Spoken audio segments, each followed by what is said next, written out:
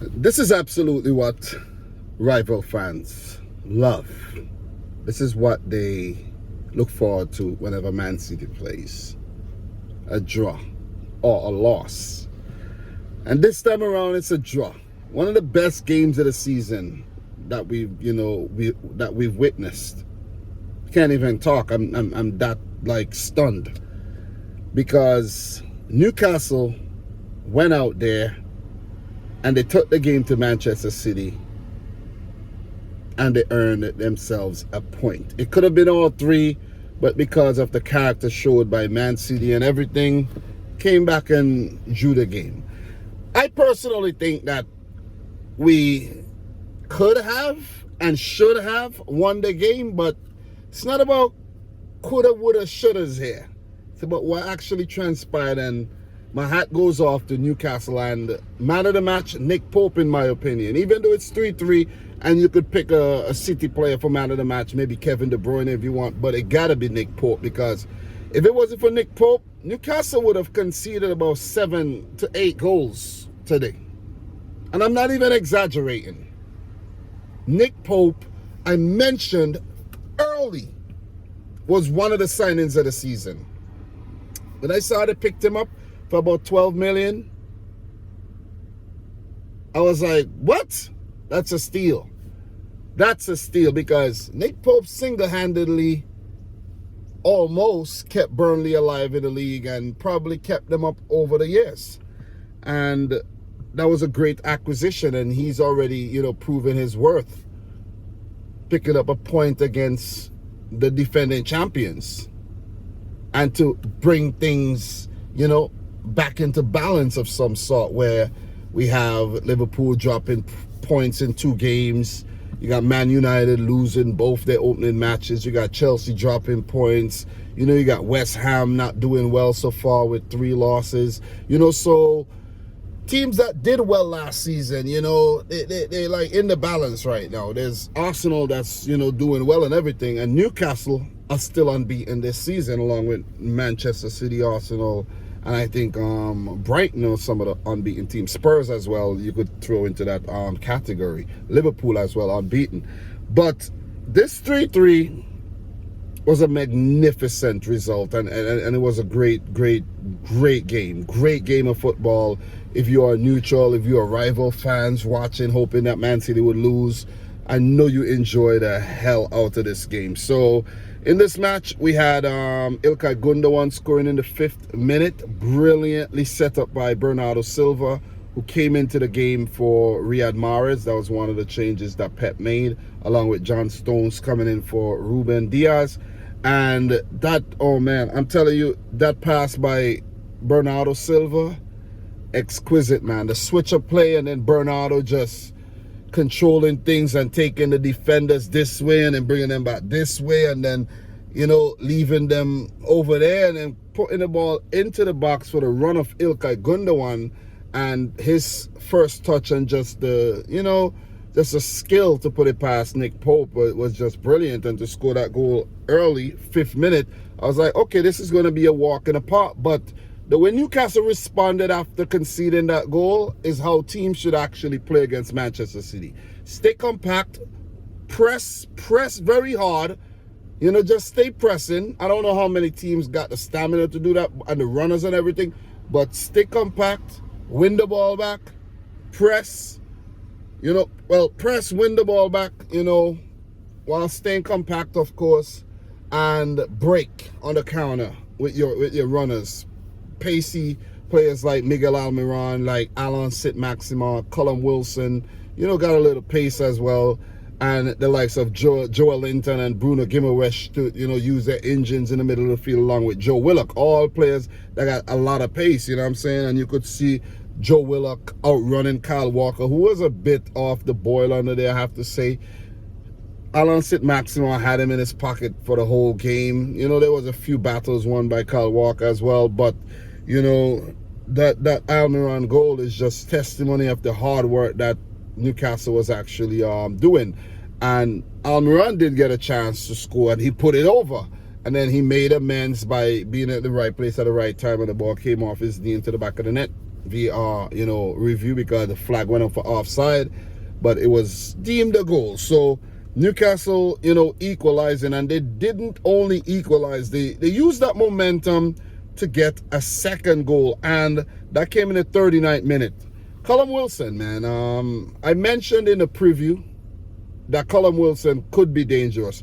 Once you get the ball to him on the break, he will do the rest. And that is exactly what happened. City's defense, in disarray all over the place after Nathan Ake had to go off injured and Ruben Diaz came into the match. I think that kind of throw the defense a bit out of shape and throw the defensive plan out of whack, I should say, because Nathan Ake, I think, was doing a pretty okay job along with John Stones.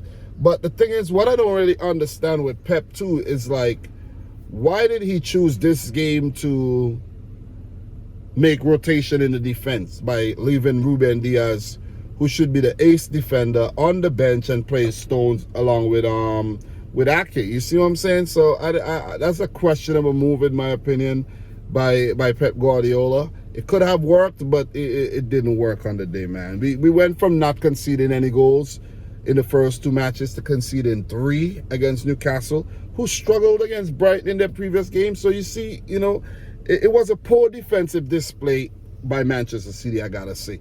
But you still have to give credit to the attacking prowess that and the display that Newcastle put on the day. So 2-1, coming from 1-0 down to go into the lead. Halftime, having the psychological advantage to come into the second half as well. And Man City knew what they needed to do. They knew they needed to get back into the game, and they tried their hardest. But in trying to get back into the game, conceded a third goal. And at that moment, I wasn't so flustered or worried, to be honest, because we've shown a comeback ability recently against West Ham and against Aston Villa. So I was like, I had faith in the team that they would fight back, and I knew the team had character to make it happen. And going 3-1 down, that free kick, needless giveaway as well, right outside the box, and the quality of Kieran Trippier, man, oh my God, that was a well-taken free kick. And you can see the way he celebrated, the fans, the noise they made in the stadium and everything. Just made the match a bit more enjoyable to see Man City having to fight for points. You see what I mean? It gets a little boring after a while watching City blow away teams every single game, 4-0, 5-0, 6-0. You know what I'm saying? It gets a little boring. And as a City fan, I appreciate the challenge. You see what I'm saying? Make us fight and work for this title if we're going to do the three-peat. You see what I mean? It's much sweeter that way. I don't want to win the title by October. You see what I'm saying? It's a little boring like that. So I'm pretty, I'm glad that we were challenged in a sense. So the Kieran Trippier goal, brilliant. Eddie Howe, just giving the guys the instructions and they executed it down to a T. So you got to give credit to Eddie Howe and Jason Tyndall in the backroom staff there, and for the Newcastle players that went out there and just did their thing, man. But Nick Pope, because City kept getting those chances. They kept getting those chances to come back into the game, to score these goals, but Nick Pope just kept denying them. Let me just double back a bit. We got 3-1 down, but when we scored our first goal, we had an opportunity to score a second one and put Newcastle under more pressure very early in the game. And I have to actually comment on the whole Phil Foden not passing to Erling Haaland situation. This is the second game running that he has done this. You see what I mean? And it's unacceptable. Pep said it won't happen again, and then it happened again. So Pep would need to do something. He would need to either teach Foden a lesson by dropping him, or, I don't know, sitting him down, talking to him and Erling Haaland, so that relationship could bud, because it's going to cost us points. It is going to cost us points. And You have a player, a prolific striker, running beside you. All you have to do is square the ball. He's behind the defenders, and you're going for glory. What is it with Phil Foden, though? You see what is Foden thinking that, okay, another young player coming into the team, I'm no longer that young golden boy in the team now, that Haaland is there. I'm going to show Haaland that I'm going to score goals as well. You see what I'm saying? Or maybe Phil Foden said to Haaland, hey, Erling, better must score as many goals as you this season. We have a chance. You know what I'm saying? Like, come on, man. It's good to be competitive, but pass the fucking ball, bro. Pass the ball. I like you as a player, but pass the ball, number 47, and stop playing around. You're going to cost us points this season. And it probably cost us points in this game. You see what I mean? So, being 3-1 down, man, you got to give credit to this Man City team because they just fought back really, really well. And the Erling Haaland goal after the corner was repelled, we got close to scoring. And then the second corner taken shot and played in, and woo! Erling Haaland, you know, just Johnny on the spot to put that in the back of the net. It felt good, and it's nice to see him score goals and just enjoying his football. I don't know if he's enjoying Foden not passing to him, but he looks like he's enjoying his football. You know what I'm saying? He's hungry. His runs are brilliant. You know what I'm saying? And he's a menace. You know what I mean? He's a nuisance to opposition defenders so far. And 4 minutes later, that Bernardo Silva goal came, man, to make it 3-3. What a comeback. What a comeback. And scoring that third goal in 64 minutes, I was like, we could go on and win this game 5-3. And we could have gone on to win the game 5-3 if it wasn't for fucking Nick Pope. See what I'm saying? Seriously. If you're religious, Pope saves. You see what I mean? But that Kevin De Bruyne pass, that gotta be one of the nastiest passes I've seen for a long time. This guy just keeps doing this every single game. Whether the players on the end of it put it in the back of the net or not, he just keeps putting in these delicious, delectable, I don't want to say balls, but pause. You know what I'm saying?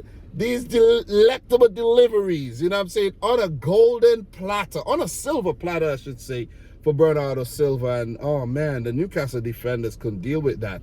And it cut them apart, and brilliant finish, 3-3. I thought we were going to go on to win the game. I really thought we were, you know. KDB put behind the ball to Erling Haaland as well, who had a couple chances. He had hit the post before he scored as well, you know. Give credit to Pope for pushing that onto the upright, and then Haaland 1v1, Pope making himself big as well. There was a lot of chances, man. Too many to remember, because if you really go and you check the stats, look, Man City, I think we had you see, I had my tablet to look at the stats, and you know what's happening right now? It's cranking out on me. You see what I'm saying? But we did have 10 shots on target, though. 10 shots on target, which is absolutely ridiculous. Oh, you know what? I think I had the internet on. Oh yeah, I have the stats right here. 21 shots, 10 on target, 70% of the ball. And Newcastle with 12 shots, 6 on target, 30% of the ball. Look, well done by Pope. Let's give him that. He saved Newcastle in this match and earned him a point, because maybe if it was Dubravka, we would have scored about 6. No disrespect to Dubravka, but Pope is a more quality and a close to world-class goalkeeper, in my opinion. At least that performance was a world-class performance. And I think if that was Dubravka, it was a wrap for Newcastle. Look at what happened last season. We scored, 9 against Newcastle last season without reply. And I thought we would have won the game maybe 3-1, but got to settle with a point, man. Got to settle for a point. And it's just kudos to their hard work, determination. Alon Saint-Maximin, man, this player is, oh my God. I wonder if he's, no disrespect to Newcastle or nothing, but look, I wonder if he's capable of playing for one of those bigger teams, man, and perform the way he's performing. You see, like, let's just say he's at City or Liverpool. Would he be able to be that effective? Because he was goddamn effective, man. He was running right on the left side there and terrorizing Kyle Walker, John Stones and co at the back. I'm telling you, man. So, you know, he was brilliant. He was brilliant. Edison saved a shot of his as well. And, you know, it was a brilliant performance, man. St. Maxima was a star. Almiron was a nuisance as well. And but you got to give a lot of credit as well to the likes of Joel Linton and Gimaresh, who was doing the dirty work in the middle of the field. Joe Willock to a lesser extent. The defense, you know, Fabian Shaw, Sven Botman. It was a big test for Botman. I can remember one time with the Erling Haaland situation that he recovered well to put in the block. You know what I mean? And look, Newcastle went out there and put out a great performance. Trippier with the goal, and, you know, Dan Burn at left back did his thing as well. Pep only made one sub. I think maybe he could have brought on a Mars or Alvarez to, you know, take off like maybe a Gundogan or Foden, just throw a different dynamic into the whole situation, but he didn't do it, and we had to settle for a point. You know what I mean? Good point. At least we didn't lose like Chelsea. You see what I'm saying? So, look, I'm relieved. I'm happy with the point. Better days to come. At least last season, we had lost the game by now, where we lost to Spurs, remember? I can't remember exactly what happened for the first 3 games last season, but I know we lost the opening game to Tottenham. So, look, positive signs. I ran out of, my battery's dying right now, so I didn't, you know, I don't have, we're actually second in the league, and Newcastle is 6th in the league. We got 7 points, and Newcastle got 5 points. So great start by the Geordies. You know, 3 games unbeaten, 5 points. City 3 games unbeaten. Edison, you know, clean sheets in the first 2 games, not in this one, and now 7 points. So we are behind only the Gunners, who are on top of the league. How long could Arsenal sustain that for? It's left to be seen. But guys, I will, you know, give you more thoughts when I do my live stream and do the whole wrap up.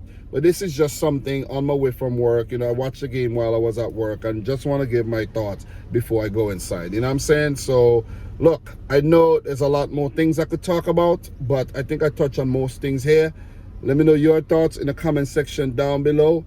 I know you all happy that we drop points. Yeah. You only come out when City drop points. Whenever we win, nobody want to hear what I have to say. But it's all good, man. It's all good. Guys, like the video if you haven't yet done so. Subscribe to the channel if you're new. Let me know your thoughts down below. From your boy, Dominic Rich. Until next time, peace out. Rich Squad. Peace.